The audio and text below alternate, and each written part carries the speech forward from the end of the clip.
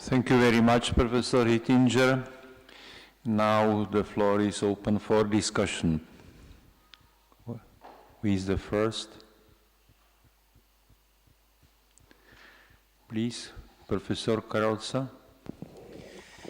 Thank you, Russ, for this very striking paper. There's a lot to think about in here that I would like to come back to with you. But a threshold question is that in first elaborating the idea of solidarity and settling on one that aligns with the idea of koinonia and communion.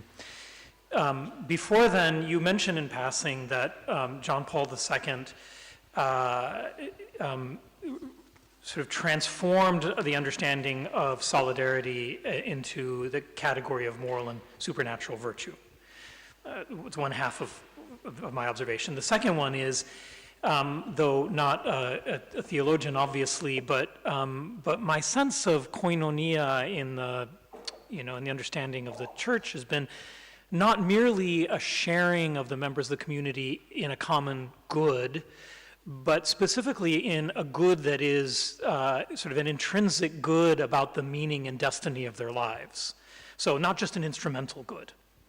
And so both of those observations seem to me to be related to one another. Solidarity as a virtue that has not just a moral dimension, but a supernatural moral dimension. And koinonia as not simply sharing in an instrumental goal in a community, but a community that shares, in some senses, a common meaning of the destiny and purpose of human lives. And if either or both of those are true, how does that affect then the way in which your construction of a common home actually can take shape in the pluralistic societies that we have, where those ends are not shared, and even the very understanding of a supernatural virtue is not present?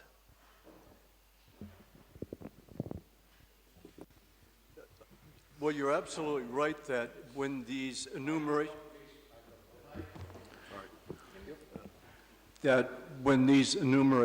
of the different meanings of solidarity are done in magisterial documents, then there really is this threshold that they want to pass to, in which solidarity doesn't just mean philanthropy, or it doesn't simply mean relations based upon common occupation, but it means something like communion. And they always point out communion in the supernatural sense. But I read the quote from JP2, who wants to make it something also in the natural sense, right? So a common life, although family polity and family polity and church have different aspects of common life, obviously, that it is an end in itself, yes, and it's also transgenerational. So it's not just an end in itself like Aristotelian contemplation. It's an end in itself in that it intends a community across generations that's even bigger than itself. And it is not solely based on the ecclesial understanding of the indwelling of the Holy Spirit in the hearts of the faithful. In fact, the New Testament meanings of koinonia are drawn from natural examples of common life, like even eating together. But these are easier to rescue in the case of domestic society and in the case of ecclesial society than in the case of political society, even though we still have nation states in which we still live together. And something more than just accidental geographical boundaries. But these communities have been greatly deflated, and it's becoming apparent in the United States that people don't want to live together, actually. Right? So people are sorting each other out so that they don't have to live together. And so that's just the death of the political. Yeah. I mean, whatever replaces that is not what has been meant for centuries as the political. because in order to have a rule of law and authority, but no specific people, it's just simply not the political. It's something philosophical and rather abstract, but it's not political. Yeah, I agree. I'm not sure what that has to do with loss of faith, but it's a loss of a desire to want to live together. Thanks. Now, second intervention, our Chancellor, please. No, it's very interesting, the question that put Paolo and your answer.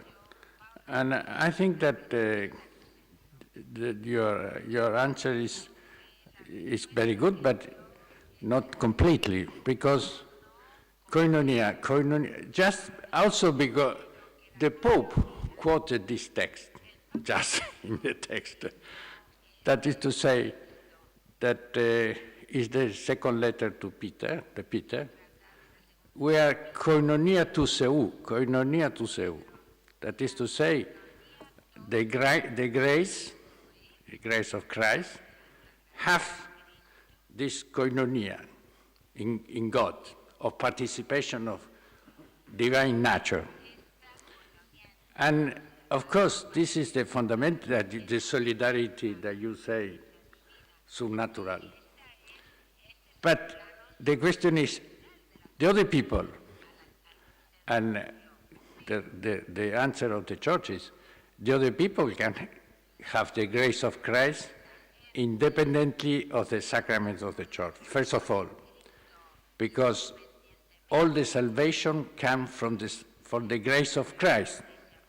So the other people could be in the koinonia in potence, and potence, if not in act, but in potence, because all people depend on the will of God. This is, for me, the question.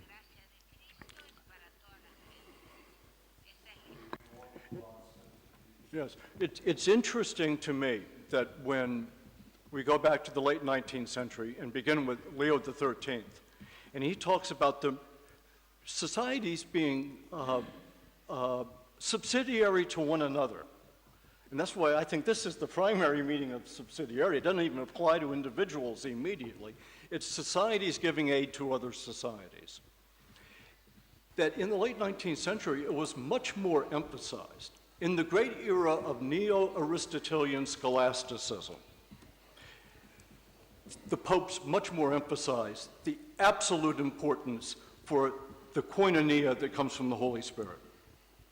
And the argument was, a very traditional argument, that even the natural virtues of fraternity and brotherhood are so apt to fail and are so precarious that without the exemplary causality of the Christian church, ordinary kinds of koinonia become very difficult. And by the way, that's the argument that Pius XII makes in Mystici Corporis as well. Just read the beginning of Mystici Corporis. Why am I writing this encyclical? Now please, Monsignor Minerad is eager to enter to this discussion. No, only and the Pope quote the text of Pope Benedict that say that each one is instrument of the grace for the other, and this is the essence of the social life. Say Pope Benedict. Koinonia not only, also as communication. Please, Archbishop Minerad, he would like to enter to this discussion. Again, on the same concept of koinonia, I think you have addressed it right now. Koinonia is the word in which overlaps the social theory and the category of what is the church. The social theory on the basis of Aristoteles. Aristoteles said the city, the community, is based on laws and structures and institutions, but it is made to allow to each member of the city to have communion with the other, to go to koinonia, which is far beyond institution, which is the development of what is the best in the human being.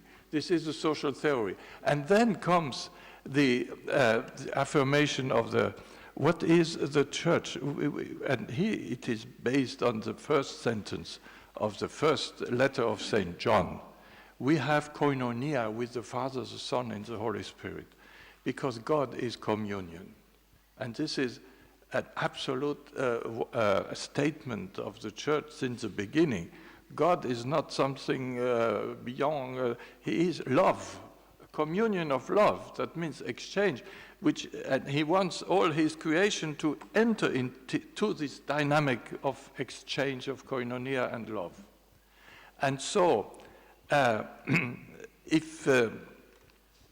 if society itself has the idea that we should reach that level of communion among the human beings on a natural basis, on a rational basis, of course it cannot afford it, it cannot reach it without the grace of Christ, because we are too weak to reach something like that.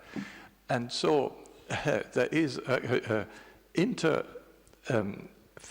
of koinonia as a dimension of the city, and koinonia as a gift from divine life, which enables us to make steps into that direction.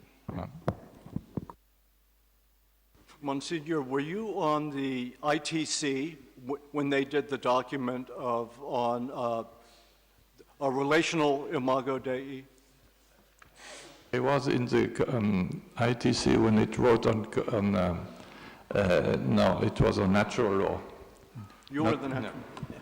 Because what's interesting is that document that was more than 10 years before Laudato Si on our housed existence makes the claim, of course, that it's by creation itself, not just by the supernatural order of redemption in grace of the Holy Spirit. It's by creation itself that human beings are to have koinonia. I mean, that's... But creation without grace does not reach that aim. That would be Pelagianism. Right. Huh? Yeah, this discussion is very deep, theological one, but there is a queuing now. Professor Reisberg. There actually was a point that I wanted to make 2 papers ago, but I'll make it now because it was just raised by Russ Hittinger. That was when Professor Donati, I turned it on, oh, now it's better. Professor Donati, a couple of papers back, made the statement that in the US, fraternity means charity in the sense of charitable giving. And I suppose being an American, I wear 2 hats, American and Norwegian here, but if I put on my American hat, it didn't resonate well with me, because I think that most Americans would not view fraternity in that way. For most Americans, it would be this sort of level that Russ Hittinger's been talking about, this way that people interrelate with one another on a daily basis, this sort of bond. And the, people, when there's a crisis, people coming together to help each other, the way you treat your neighbors when someone new moves into the neighborhood, that whole sort of nexus of relations. I was at a party in Oslo and I met a man from China who was just visiting, and he said that when he was very struck by being in Oslo, he said, you can walk around here for days and you feel like no one's noticed you're here. He said, I was in New York City and I had lots of contact with people. He said, it's just you felt like people know. He said, I felt noticed in New York City. Now there's something paradoxical here. But anyway, the different culture in Norway to casual encounters. But I suppose my main message here is we may want to get very transcendent and talk about the roots of communion, and I think we need to do that. But I don't think we should underestimate the importance of the sort of lower level interactions. And and the impact they have. And I still remember a professor in theology in Toulouse, Père Labordette, said that charity is the mother of virtues, assures the birth of acquired virtues when they're not present. So I think if this sort of koinonia in the deep sense will not replace, but actually will encourage the formation of the sort of more civic sense of virtue. So I think we really need to maintain both. And we need to think about why this dissipates from some societies. What happens to make it go away when it has been present? And what sort of steps could be, encourage its rebirth? Even the just really basic, more superficial kind of interactions, which I think are important. So that's...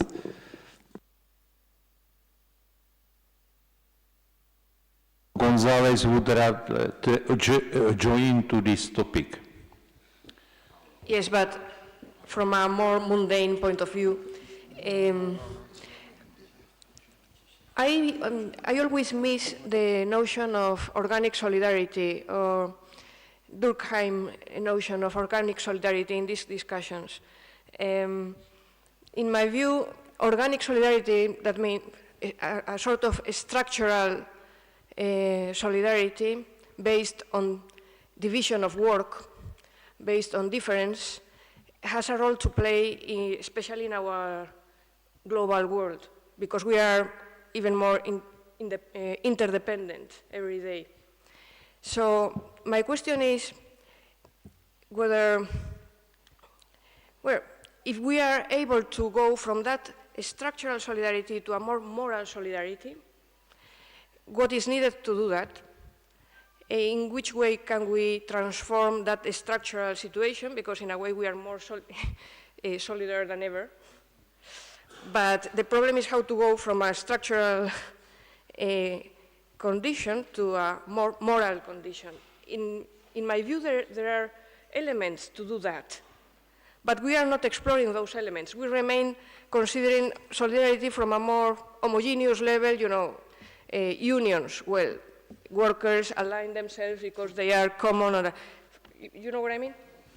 This is the question. If I may also join to this discussion, it seems to me that there is a very great merit of Professor Hittinger, his historical analysis of concepts passing through the history of Catholic social teaching.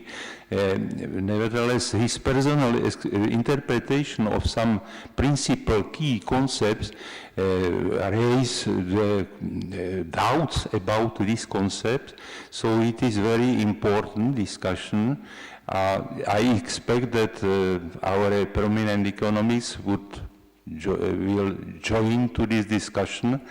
Now I prefer your response to the questions before.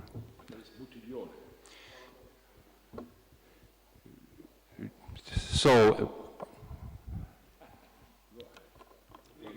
thank you. Well, first of all, I want really to thank you, Russell. It has excited me a lot. It has brought me to the time of my youth and to books I read then. I remember de Lubac, Catholicisme, les aspects sociaux du dogma. And the idea of de Lubac is exactly that, and another one is Cornelio Fabro, the idea of participation. Man participates in the other, and this participation in the natural order is a kind of prefiguration of koinonia. Koinonia comes to reinstate in its fullness something that belongs to the nature of man, but after the original sin cannot be expressed in its fullness. And you go to my memory, or you have quoted the Centesimus Annus. I think you should have quoted Laborem Exercens. Laborem Exercens, if you reread the Laborem Exercens, you find an idea of solidarity that comes very close to the idea of fraternity that is exposed here yesterday by Pope Francis. The idea of the community of workers. Work creates community among men. And in this community, men become more men. They grow in their humanity. They are set free from the alienation. To work without the relation to one another means to be alienated. And to work in this way means to become more men, and it is a prefiguration of the koinonia in the natural order. And I think that the real problem is, it is not so much that the problem is that this koinonia is a productive force. It is not just that regards the redistribution, social policies. It is in the world of work. And in working, to work in this way does not mean to become less productive, but to become more productive. And I think that also many ideas of Stefano and of the economia di comunione have their roots here. And in the letter of Pope Francis, you find an organic development exactly of this line of thought. What do you think about it?